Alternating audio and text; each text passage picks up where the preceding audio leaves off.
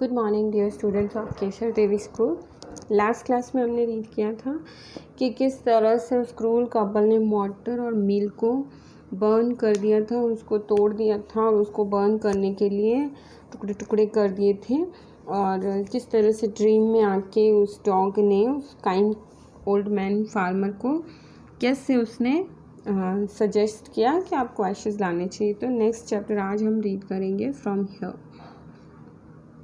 The good old man humbly asked for the ashes, though the covetous couple turned up their noses at him and scolded him as if he were a thief. They let him fill this basket with the ashes. के second day जब उसके dream में वो dog आया तब वो गया उसके घर और उसने हम्बली उस क्रूर कपल से रिक्वेस्ट करी कि वो बास्केट में से वो उसको कुछ जो मोटर और उसका जो मिल उसको तोड़ के उसका लकड़ी का उसको जला दिया, उसकी जो राख बची है वो उसकी बास्केट में दे दे। हालांकि उस कोविटियस उस चालाक कपल ने ऐसे देखा उस काइंड फार्मर को जैसे कि वो एक चोर है, जैसे कि वो उसकी कोई चीज़ मांगने है, जबकि वो तो थी तो उसकी खुद की, बट फिर भी वो उसको ऐसे देख रहे थे। फाइनली उन्होंने उसको उस एशेज़ को ले जाने के लिए बोल दिया और वो दोनों स्मोक कर रहे थे, बैठे थे, मतलब उसमें हाथ सेक रहे थे। तो उसने उसको कहा ठीक है ले जाओ। On coming home, the old man took his wife into the garden. It being winter, their favorite cherry tree was bare. He sprinkled a pinch of ashes on it, and lo, it sprouted blossoms until it became a cloud of pink blooms which perfumed the air. The news of this filled the village, and everyone ran out to see the wonder. The covetous couple also heard the story, and gathering up the remaining ashes on the meal kept them to make with her trees blossom. कि अब क्या हुआ, उसने वो घर आया, ashes को लेके अपनी वाइफ को उसने लिया उसके साथ और अपनी वाइफ को बोला कि चलो, और उसको गार्डन में लेके गया। और वहाँ पे उनका जो विंटर सीज़न चल रहा था और वहाँ पे एक चेरी का जो उनका फेवरेट ट्री था वो बहुत ही मुरझा सा गया था। तब उसने थोड़ी सी पिंच पर ऐश ली और उसके ऊपर छिड़क दी और देखते ही देखते वो एकदम पिंक कलर के फ्लावर्स निकल गए और बहुत ही प्यारा बढ़ गया। वो इतने फ्लावर्स हो गए और पूरे वेदर में, पूरे एटमॉस्फेयर में खुशबू फैल गई जैसे कि किसी ने परफ्यूम स्प्रे किए हैं और पूरा वेदर। और ऐसे ही उन्होंने बहुत सारे और दूसरे प्लांट्स पे भी थोड़ी थोड़ी ऐशेस स्प्रिंकल करी। अब ये बात जब उन कोविटियस कपल को पता चली तब उन्होंने वो ऐशेस रख ली। उन्होंने सोचा, क्योंकि ये खबर पूरे जब विलेज में फैली तो उनको भी पता चल गया, तब उन्होंने उस ऐश को रख लिया। उन्होंने सोचा जो उनके पास बची हुई लकड़ियाँ थी उसको जला के उसकी ऐश को अपने पास रख लिया और सोचा कि जब उनके पेड़ मुरझा जाएंगे तब वो उस ऐश को उनको फिर से हरा भरा कर पाएंगे। ऐसे करके, ऐसे सोच के उन्होंने उसको रख लिया। This kind old man hearing that his lord the Diamio was to pass along the high road near the village, set out to see him. Taking his basket of ashes, as the train approached, he climbed up into the old withered cherry tree that stood by the wayside. अब जैसे ही उसने सुना कि उनके डियामियोस, मतलब Japan में जो century में जो लैंडलॉर्ड होते थे, जो लॉर्ड होते थे, वेल्दी लैंडलॉर्ड, वो उनको बोलते थे डियामियोस। तो उसने सुना कि राजा आ रहे हैं, ऐसा सुना उसने। तो वो बास्केट लेके उनको देखने के लिए निकल पड़ा। अब वहाँ गया तो जैसे ही उनका डियामियोस का काफ़िला दूर से आता उसको दिखा, तब वो वहाँ पे एक चेरी का पेड़ था, उसके ऊपर चढ़ गया, उसके ऊपर चढ़ के बैठ गया। Now in the days of Diamios, it was the custom when their lords passes by for all the loyal people to shut up their high windows. They even pasted them fast with a slip of paper so as not to commit the impatience of looking down on his lordship. All the people along the road would fall upon their hands and knees and remain prostrate until the procession passed by. कि जब भी उनके time में ऐसा system हुआ करता था कि जब भी कोई लॉर्ड ऐसे निकलते थे, उनका काफ़िला, डियामियोस का काफ़िला निकलता था, तो सब लोग अपने घरों की खिड़कियाँ वगैरह, विंडोज़ वगैरह सब बंद कर देते थे और इवन उनके ऊपर कुछ पेपर भी चिपका देते थे ताकि उनकी मतलब नज़र उन पर कहीं से भी ना पड़े, क्योंकि वो उसको मानते थे कि जो लॉर्ड होते थे उन पे उनकी नज़र भी नहीं पड़नी चाहिए। वो उसको डिसरिस्पेक्ट समझते थे उन लॉर्ड की। तो उनको रिस्पेक्ट देने के लिए वो सारे गेट वगैरह बंद कर देते थे, विंडोज़, और उन पे पेपर चिपका देते थे। और इवन जो रोड पे लोग होते थे वो लेट जाते थे दंडवत, मतलब जैसे लेट के उनका रिस्पेक्ट करने के लिए, और जब तक वो काफ़िला आगे नहीं बढ़ता था वो लेटे रहते थे, वो उनके सामने सर उठा के नहीं खड़े रहते थे।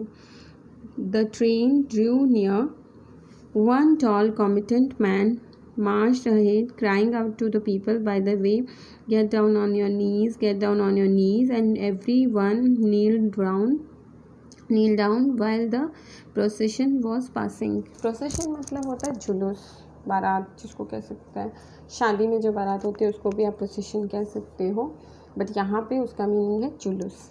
तो जैसे ही वो उनका काफ़िला, उनका जुलूस आ रहा था पास में, तो एक आगे जो आदमी था वो सबको मतलब इंस्ट्रक्ट कर रहा था कि अपने घुटनों पे बैठ जाओ, राजा आ रहे हैं, महाराज आ रहे हैं, तो सब नीचे झुक जाओ। Suddenly the leader of the van caught sight of the aged man in the tree. He was about to call out to him in an angry tone, but seeing he was such an old fellow, he pretended not to notice him, and passed him by. So when the daimyo's palanquin drew near, the old man, taking a pinch of ashes from his basket, scattered it over the tree. In a moment it burst into blossom. Okay. यहाँ पे देखा कि जो आगे आदमी था, उन्होंने जब वो आगे बढ़ रहा था, सबको कह रहा था घुटनों पे नीचे झुक जाओ, तब उसकी नज़र अचानक से ट्री पे पड़ी कि वहाँ पे एक आदमी बैठा है। वो उसको चिल्ला के बोलने ही वाला था, तो उसकी नज़र पड़ी कि वो बहुत ही बूढ़ा है।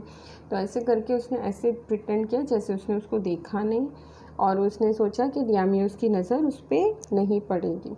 प्लैंक्विन, यहाँ एक वर्ड आया है, इसका मीनिंग होता है पालकी। जैसे रानी दुल्हन बैठती है वैसे ही राजा उस पालकी में बैठे थे। और जैसे ही उसने सोचा कि काफ़िला निकल जाएगा और किसी का ध्यान उस बूढ़े आदमी पे नहीं जाएगा, लेकिन जैसे ही वो काफ़िला बिल्कुल ट्री के नीचे था, तो उस ओल्ड फार्मर ने थोड़ी सी ऐश ली और उसको उस चेरी के ट्री के ऊपर स्प्रिंकल कर दी, उसको छिड़क दिया। देखते ही देखते वहाँ बहुत सारे पिंक पिंक कलर के फ्लावर्स निकल गए और वो एकदम प्यारा हो गया, खुशबू फैल गई, और जो राजा था उसकी पालकी के ऊपर भी कुछ फ्लावर्स गिर गए, तो राजा बड़ा खुश हो गया। और वो जो डियामियोस था वो खुश हो गया, उसने सबको रुकने के लिए बोला, और वो देखने लग गया कि मैजिक किसने किया। अचानक से थोड़ी देर पहले तो ये चेरी का पेड़ एकदम मुरझाया हुआ था, अचानक से एकदम ब्लॉसम कैसे हो गया। The delighted Diamius ordered the train to be stopped and got out to see the wonder. Calling the old man to him, he thanked him and ordered presents of silk robes, sponge cakes, fans and other reward to be given him. He even invited him to the castle. अब उसने कहा कि वो उतरा, उसने सबको उसके पूरे काफिले को रुकने के लिए बोला, और देखा ये जादू किसने किया है। वो खुश हो गया उस ओल्ड फार्मर से, उस ओल्ड मैन से, और उसने बहुत सारे गिफ्ट उसको दिए, उसको बहुत सारी चीज़ें दी, स्पॉन्ज केक्स, फैंस, बहुत सारे रिवॉर्ड दे के, गिफ्ट दे के उसको भेजा। So the old man went gleefully home to share his joy with his dear old wife. और ये सब बातें वो शेयर करने के लिए अपने घर पहुंचा, अपनी वाइफ के पास। But when the greedy neighbor heard of it, he took some of the magic ashes and went out on the highway. There he waited until a daimyo's train come along, and instead of kneeling down the crowd, he climbed a withered cherry tree. जब उस क्रूर couple ने ये सब सुना, तब वो अपनी ऐश की बास्केट लेके, ऐशेस की, और वहाँ उस काफ़िले की नेक्स्ट गली में पहुँच गया, नेक्स्ट एरिया में पहुँच गया कि जहाँ से वो काफ़िला अब गुजरने वाला है, ऐसा करके कि हम भी राजा को खुश करेंगे तो हमें भी बहुत सारे गिफ्ट मिलेंगे। When the daimyo himself was almost directly under him, he threw a handful of ashes over the tree, which did not change a particle The the fine dust in the nose and eyes of the Diamir and his wife, such sneezing and choking, it spoiled all the pomp and dignity of the procession. The man whose business it was to cry, "Get down on your knees," seized the old fool by the collars, dragged him from the tree, and tumbled him, his ash basket, into the ditch on the road.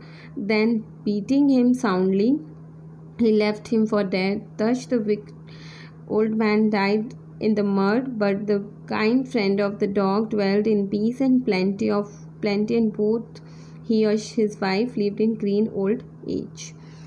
कि अब क्या किया उसने, जैसे ही सुना कि ऐसा हो जाएगा तो वो भी मतलब झुकने की बजाय, अपने लॉर्ड के सामने रिस्पेक्ट की बजाय, वो एक चेरी ट्री के ऊपर चढ़ गया और उसने सोचा कि जैसे ही उसके पैर के नीचे, ट्री के नीचे आएगी, मैं भी ऐशेस स्प्रिंकल करूँगा और ब्लॉसम होगी और मुझे रिवॉर्ड मिलेगा। तो उसने वैसा ही किया, उसने थोड़ी सी ऐश उड़ा दी, लेकिन उस ऐश से वो ट्री ब्लॉसम तो नहीं हुआ, बट वहाँ पे पूरे जुलूस में, पूरे एरिया में, मतलब पूरे एरिया का मज़ा ख़राब कर दिया। वहाँ की जो ऐशेस उसने उड़ाई थी, उस डस्ट से राजा और रानी को छींकें आने लगी, उनकी आँखों में, नाक में, वो सब जगह डस्ट घुस गई और उनको बहुत गुस्सा आया। उन्होंने कहा कि कौन है जो इस तरह से कर रहा है। फिर उसके जो सैनिक थे, उन्होंने उसको नीचे घिस के नीचे उतारा और उसको इतना मारा कि फाइनली कीचड़ में जाके वो बिल्कुल मरे हुए जैसी कंडीशन में आ गया और उनको सज़ा मिल गई। जो क्रूल थे और जो काइंड कपल थे, वो हैप्पीली अपनी आगे की लाइफ जीने लगे।